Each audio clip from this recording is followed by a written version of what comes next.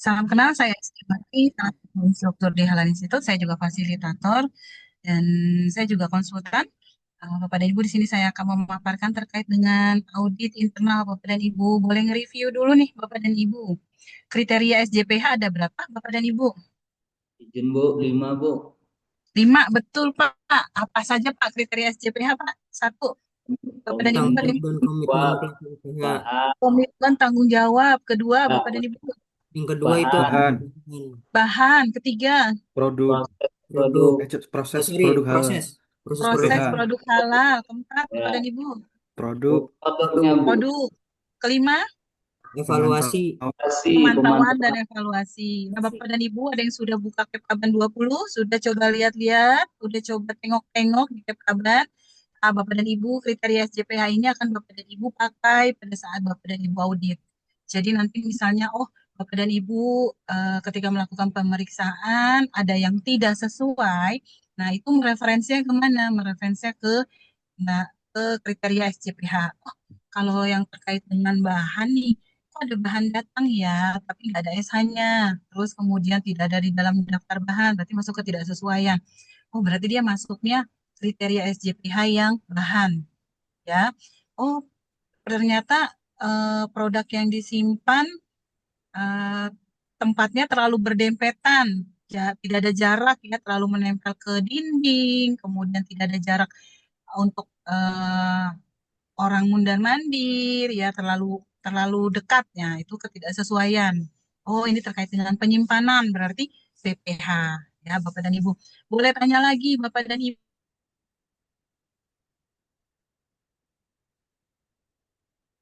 Ibu, di sini yang perusahaannya sudah punya sistem, Bapak dan Ibu, HACCP mungkin, atau 22.000 ISO, FSSC mungkin yang sudah tinggi lagi, sudah ada Bapak dan Ibu di sini? Sudah ada yang jadi auditor internal juga di sistem tersebut, Bapak dan Ibu? Nah, Bapak dan Ibu yang sudah punya sistem yang itu mutu, food safety, 22.000 ya, yang sudah menjadi tim internal auditornya, itu boleh nanti jadi tim internal auditor untuk halal juga, ya, Bapak dan Ibu. Baik, saya izin share screen ya, Bapak dan Ibu, untuk materi kita yang pertama. Nanti saya satukan materinya ya, Bapak dan Ibu. Karena materi untuk unit kompetensi yang keenam nggak terlalu banyak, nanti saya berusaha buat menggabungkan dan nanti di pukul 1 Bapak dan Ibu hanya tinggal mengerjakan untuk studi kasusnya saja ya, karena kita ada tugas Bapak dan Ibu.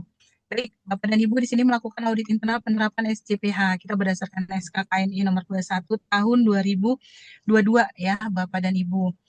Nah, kemudian di sini tujuannya apa? Tujuannya peserta memiliki pengetahuan, keterampilan, dan sikap kerja yang diperlukan untuk dapat melakukan merencanakan audit internal, melakukan kaji ulang, atau audit internal pelaksanaan SJPH. Nah, di sini menyusun laporan ketidaksesuaian. Merencanakan Bapak dan Ibu, kalau Bapak dan Ibu mau audit, biasanya tuh dapat apa Bapak dan Ibu? Kita dikasih apa tuh untuk persiapan auditnya biasanya Bapak dan Ibu? Biasanya apa Bapak dan Ibu? Ada yang tahu di sini? Checklist Pas kita audit. mau audit, dikasih apa Pak? Checklist audit. Nah, betul. Kita mempersiapkan checklist audit. Kemudian apalagi Pak? Sebelum itu Pak, ada jam-jamnya nih. Biasanya kita Dokumen. dikasih apa tuh? Audit plan, Bu, audit plan. Audit plan-nya itu bentuknya apa Pak?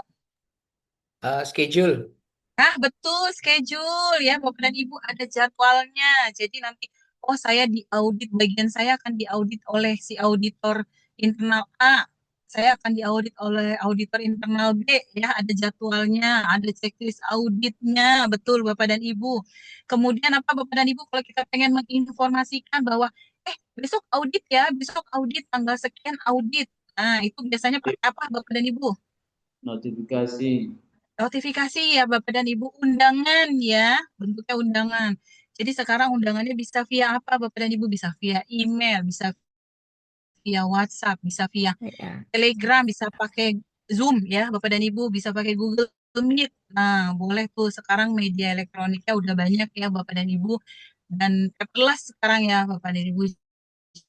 Jadi Bapak dan Ibu bisa menyebarkan undangannya via email, via WhatsApp ya, checklist auditnya, kemudian jadwalnya, kemudian kalau mau audit berarti ada daftar hadirnya ya Bapak dan Ibu.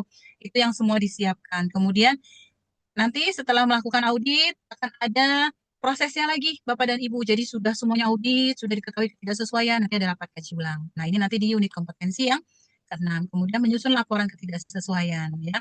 Definisi audit sendiri apa? Pemeriksaan sistematik dan independen untuk mengetahui apakah aktivitas proses produksi halal dilaksanakan efektif dan sesuai perencanaan ya. Terus di sini kita punya elemen kompetensi Bapak dan Ibu karena berdasarkan SKKNI kita punya elemen kompetensi, punya KUK-nya ya, tadi merencanakan audit internal. Rencana audit disusun sesuai dengan prosedur. Oh, rencana auditnya tadi kita punya jadwal, kita punya daftar hadir.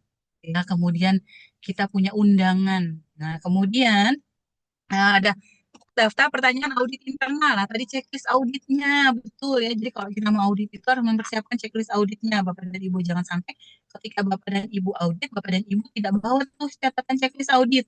Ya, nanti dikhawatirkannya adalah Bapak dan Ibu tidak fokus untuk menanya.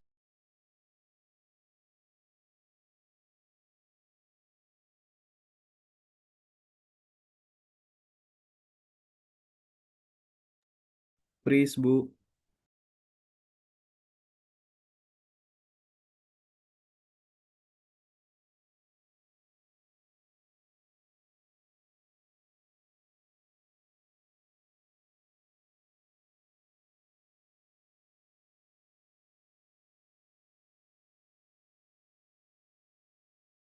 Menanyakan apa yang terkait divisi tersebut ya.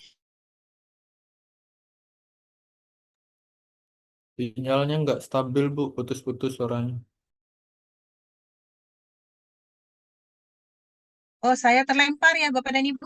Mohon maaf, saya terlempar. Nah, sebentar saya izin share screen lagi Bapak dan Ibu.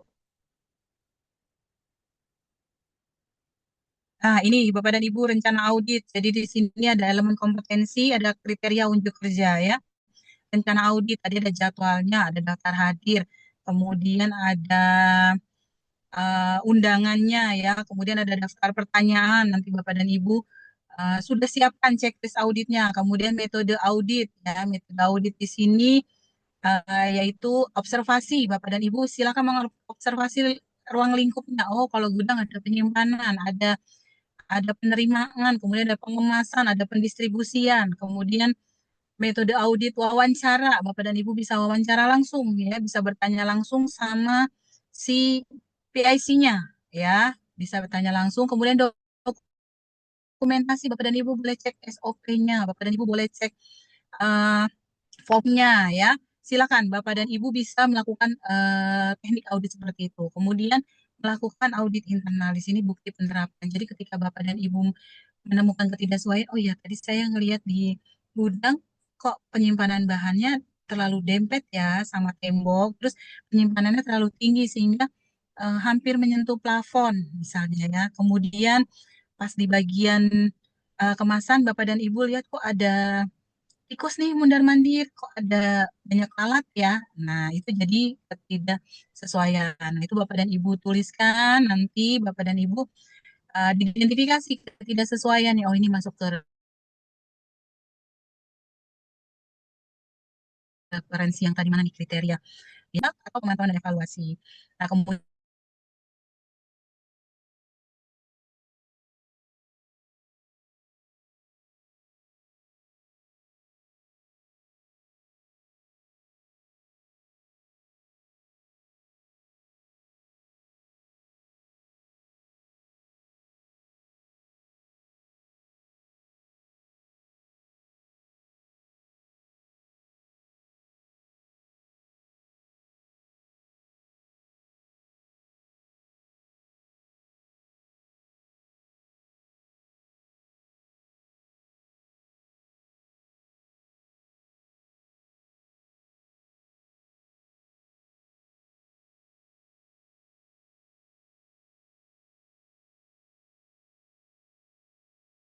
Ya.